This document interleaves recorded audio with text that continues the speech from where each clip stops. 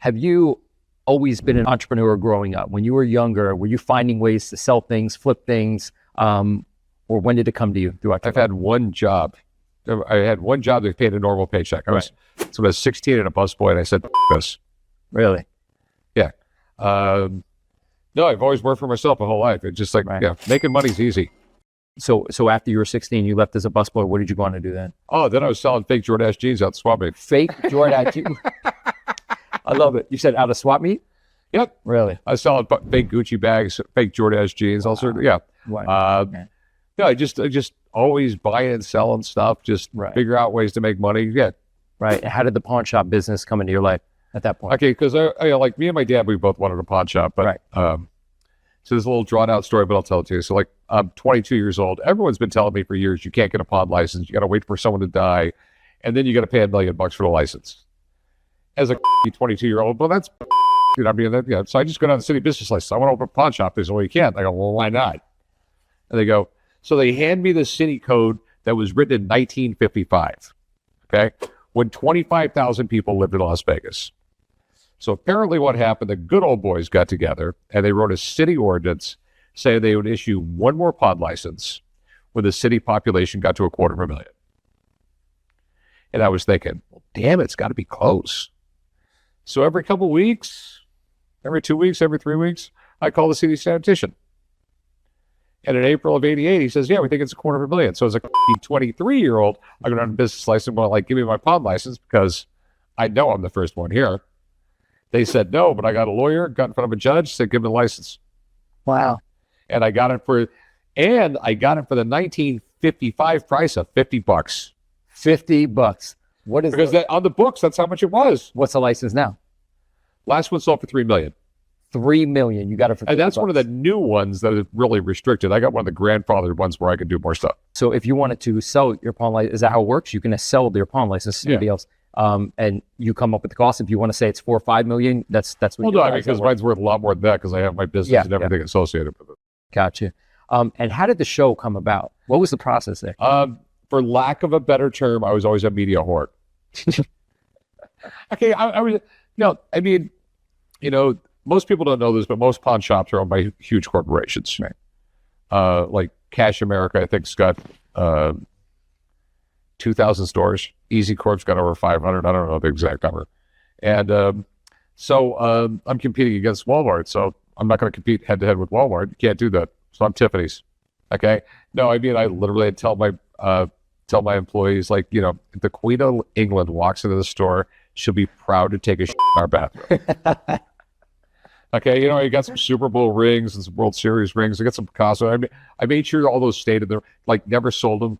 I wanted people when they came in the door, like, fuck the pawn shop, but in Vegas with like Super Bowl rings and things like that. So what would happen is they would go home and tell all their friends, you got to go to this pawn shop. Right. And before you know it, I'm getting tons of people in the store. I would take like my Super Bowl rings, I'd put them on eBay, like right before the Super Bowl.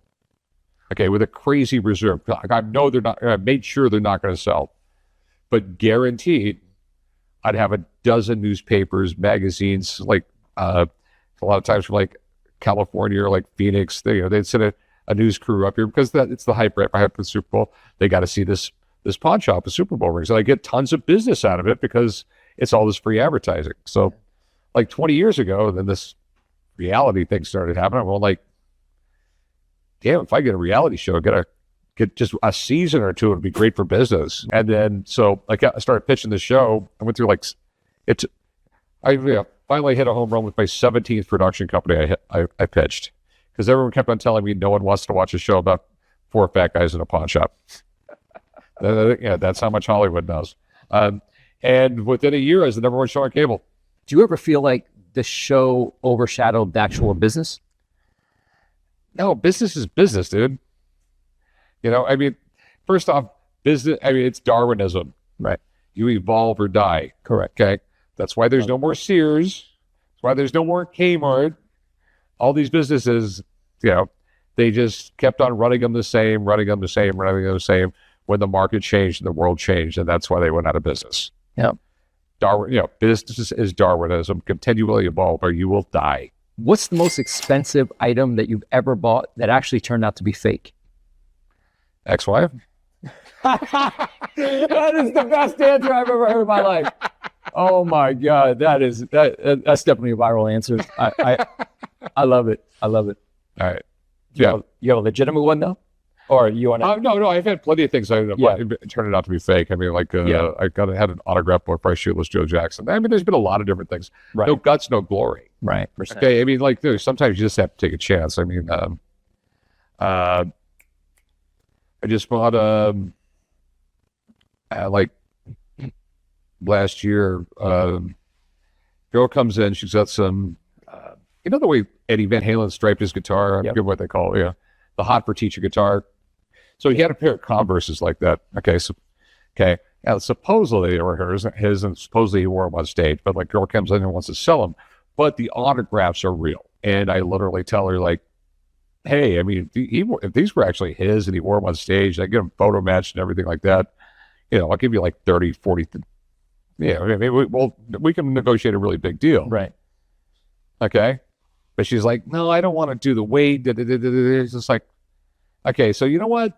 I could probably sell them for like $12,000 if they're just regular shoes that he signed.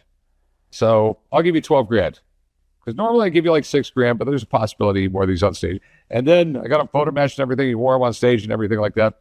I want $100,000 for them. Oof. I mean, there's no guts. I mean, like, but if it turned out they weren't stage worn or they weren't his or anything like that, right? I'd be lucky to break even. But so it's just the nature of any business. There's risk in everything. When you look on social media, obviously we all get it. There's negativity. There's critics everywhere. What do you say to people that their criticism is when people come in your shop, you always try to lowball them? I never read the fucking comments. That's probably the best thing to do, right? I mean, I hardly ever even post anything. I mean, I think social media is just poison. Yeah. I mean, I barely watch television. I read books. I still read books every night. Really? Wow. Yeah, because I mean, social media. I mean, like God knows I make money off it, but like people are on it just too much. So for the people that do say you actually lowball, is there anything you would specifically say to them? Like, or what are your thoughts about that? Open up your own business and pay them more. You hear that? Open up your own damn business. Absolutely. Yeah, go have a $450,000 a month payroll and see what the you do. Exactly. And like during COVID when you're losing $400,000 a month. Exactly. And not only that, but nobody's forcing them to walk in. There's 100 pawn shops. Yeah, I know. I mean, it's like the haters are. I mean, like these are people who have never ran a. I mean, it's like the politicians that have never had a payroll to make. Have no idea what it's like to run a business. I mean, literally, I have talked to politicians and they don't even know what the payroll taxes are.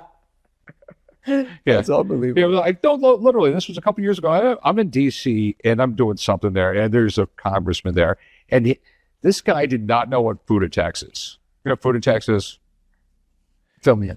Yeah. Federal unemployment tax. Gotcha. Then you have SUTA tax, which is state unemployment tax, and then there's a state about employee tax, and then there's this and this. I mean. And this is Nevada, and I can only imagine what's in California. Oh, it's tax, fee. Yeah. I mean, at my bar, I have to pay Clark County Health District $200 a year to inspect my CO2 tank for my fucking soda machine.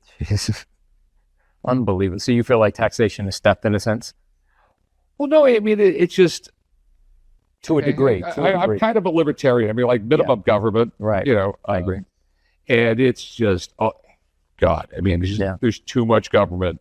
Yeah. I mean, like look at California. I mean, there's a tax on everything. When I was a kid, there was like a 3% sales tax. I mean, like back in the day, there was no state income tax in California. There was no sales tax in California. Okay?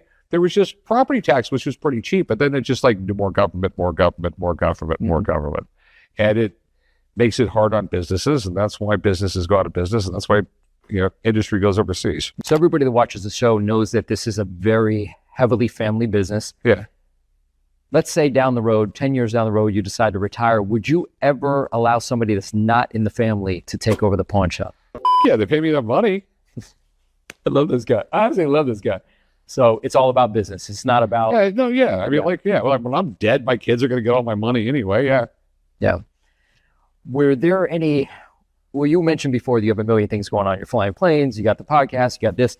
Do you ever feel like everything that you're doing all at once as a businessman, as an entrepreneur, put strain on the family and everything that you're doing, the family life? Oh no, everyone knows Dad is crazy. Yeah. Yeah, I got issues. Yeah. Yeah. So with the filming and everything you're doing, it does. I've always been a massive workaholic. I've always got something going on. Always. How do you feel like becoming a TV star has changed you in a sense, or the way people perceive you now? A lot more people know about me. Yeah, But I still hang about with like degenerate friends that I knew before that. Yeah. Before I was famous. No, I just I really don't give a shit how people think about me. Yeah. I really don't. That was Dana White's answer too. I love it. That's how you have to be. No. I just, it's like, I don't give I mean, like, who the are you? You know what I mean? It's like, it goes back to this. How many likes did I get? And it's, I just don't really care what people think about me. I am what I am. And I think I'm a pretty good guy, at least in my opinion anyway. We all agree here. When people see you on TV, what do you think the biggest misconception about you, or what's the biggest misconception about you that couldn't be further from the truth? I don't know. If you go on the internet every day, there's a new news story about me. I mean, the latest one is that I was just spending a life in prison. And then there's another one where they found the FBI raided my house and there's found dead bodies in my basement. I mean, where did you see it? Was this on? Oh no, legitimate you media? could, no, it's not a legitimate. Oh, okay. It's the massive clickbait thing in the past couple of Correct. months. So I actually had to do a thing on my podcast and put it on Instagram. Like, I'm not in jail.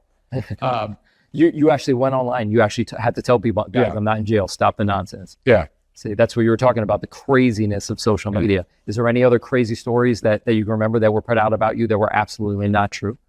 Oh, there's been tons of them over there. So, Think of the crazy. like literally, getting a divorce, fighting over the kids, this, that. They were like, hey, there's always something. Right. And I talked to my publicist about it. She goes like, it's a good thing, Rick, because there's no news about you, but they're going to make news about you so they can make, because you're real popular. So Exactly. Do you ever miss the days before actually being famous? yeah, sometimes I could wish I could turn the famous off. Right. I wish I could just go to a concert and be a normal person sometimes, but that's like impossible. What's the craziest thing you feel like a Pawn Stars fan has said to you out in public when you're walking around, or even in a bathroom? While you're trying to. No. I mean, like literally, I'm sitting there taking a piss with my cock in my hand, like, hey, dude. Dude, you just take. Yeah. Oh my God! What would they say while you're urinating in the?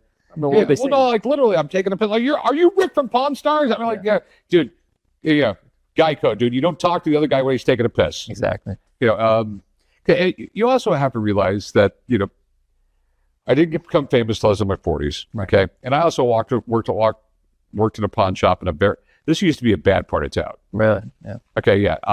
So I worked in a pawn shop in a bad part of town, like my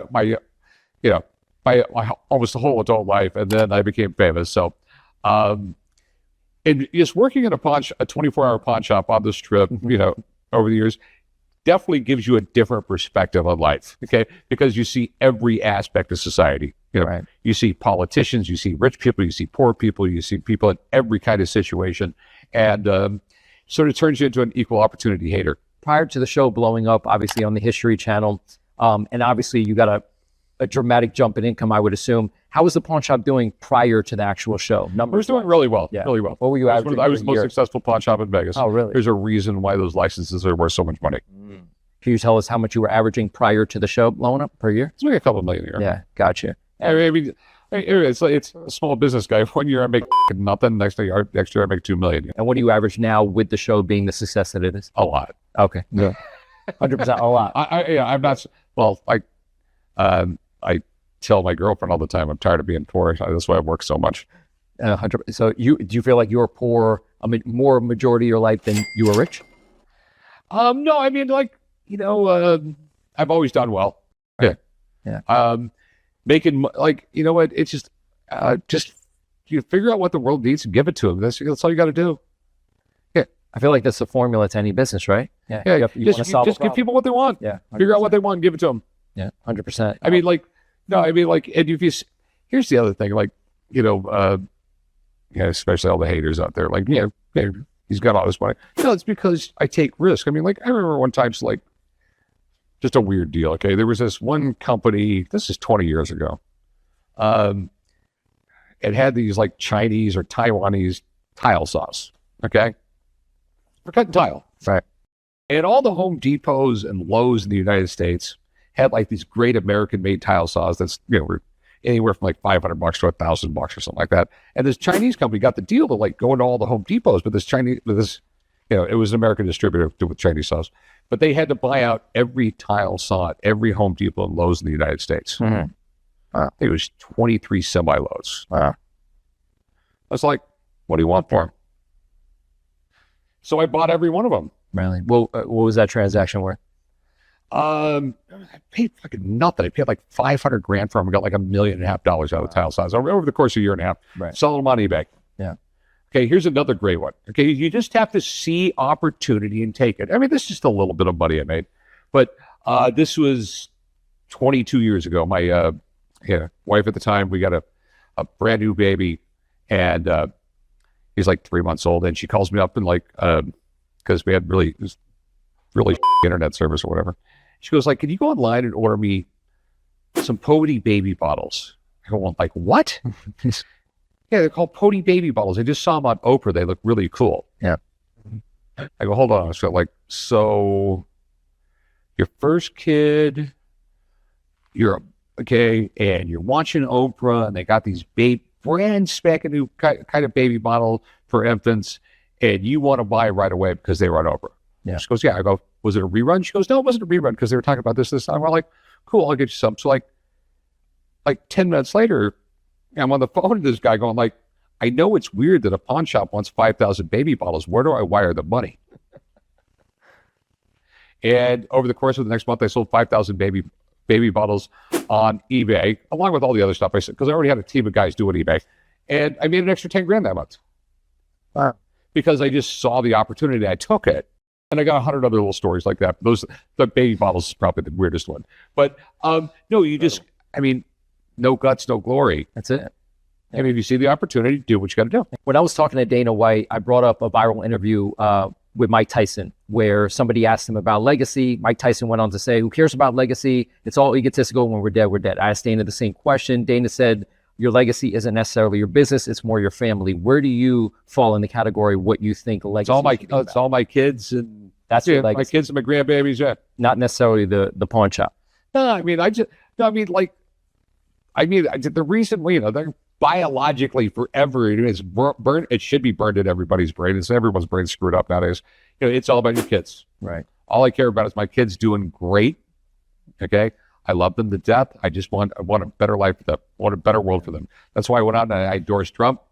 Yeah. Okay. Because I just saw this world, this country going down the toilet. Right. And I just there's just, they just had the brakes put on all the stupidity. And that's, right. And I had my agent going like, what the f-? You know how much money it's going to cost you? You're only bitching because it's going to cost you money.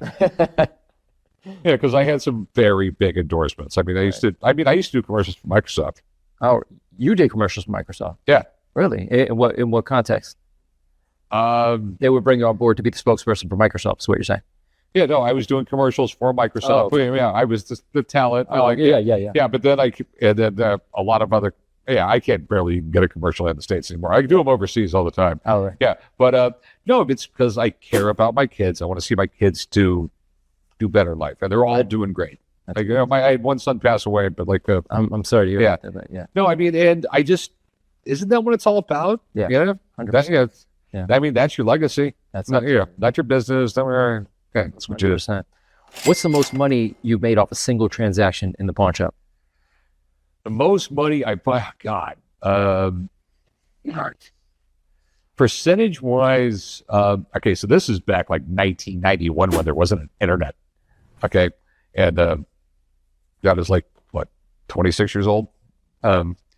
So this woman comes in with all these photographs, and they're all of American Indians. I'm going postcards are worth money with Indians on them. And these photographs look really cool. They look really old, but I had no idea what the they were. So I go, I'll give you $50 for them. And this is when I used to have to literally go to the library once a week. I used to have a notepad in my pocket and stuff I'd look up. I needed to look up, and I go to the library and look it up. Like I said, free internet. And so I go to the library, like a month later, I'm at the library. I've got my whole list of I want to look up. And I looked this up. So like E.L. Curtis, and arguably the most famous photographer in American history. All the negatives for these American Indians are all in the Smithsonian. And I was getting between $3,000 and $4,000 a piece for all these photographs, and I probably bought 30 of them. Oh, and I paid $50 for the lot. nice come up. It's amazing. What's the most money you feel like you've lost on a transaction buying something that didn't sell at the amount that you wanted to sell for? Fuck, I don't know. There's been so many things I've lost my ass on. There's been 100 things I've lost 10 grand on, or more. I mean, it's the nature of the game. Like, something rare, it's cool. You think it's going to sell, and it doesn't sell, and you end up taking a loss on it and move on to the next thing. So the only, one of the questions I get all the time from like fans is like, what's the one deal you regret not making? And I always tell them, none of them. Deal's not right, walk away, and don't even think about it again. Yeah. That is the number one rule in negotiating. If you're not willing to walk away, you're not negotiating. If you lost every single thing, everything you built, the Pawn Stars, the pawn shop, everything you've been doing up until this point, how would you get it all back? As an entrepreneur, I'd figure it out. You figure it out. Yeah. Where would you start? What would be the first? Okay, start delivering pizza and doing Uber Eats. It's like we got up a bankroll to figure out what I'm going to do. Right. Like I tell young people, I'm 60 years old. I tell like 25-year-olds, so like I'd give up everything I got in the world. Give me $500, a cell phone, and be you. Yeah. Because that time thing just starts creeping on you. Right. But no, it's you just got to figure out what people want, and give it to them. It's that easy. This will be our final question. What would you tell somebody in high school that's down on themselves, feel like they're not getting anywhere in life, even though they're young? What would you tell the young entrepreneur generation on how to succeed in business? Figure out what people want and give it to them. You're going to have to work a lot. No one's going to give you, okay? Quit being a fucking victim, okay? Because we live in a victim world, okay? Yeah. You poor you, okay? And you're gonna go out there and you're gonna get a job that you're not necessarily gonna like. You're gonna think your boss is and everything like that. But save your pennies. Figure out what you're gonna do with it. Figure out that item that everybody wants and give it to them. Yeah. And then 10 years from now, just send a great video to the ex-boss what a dick he is. I love that. That's awesome, man.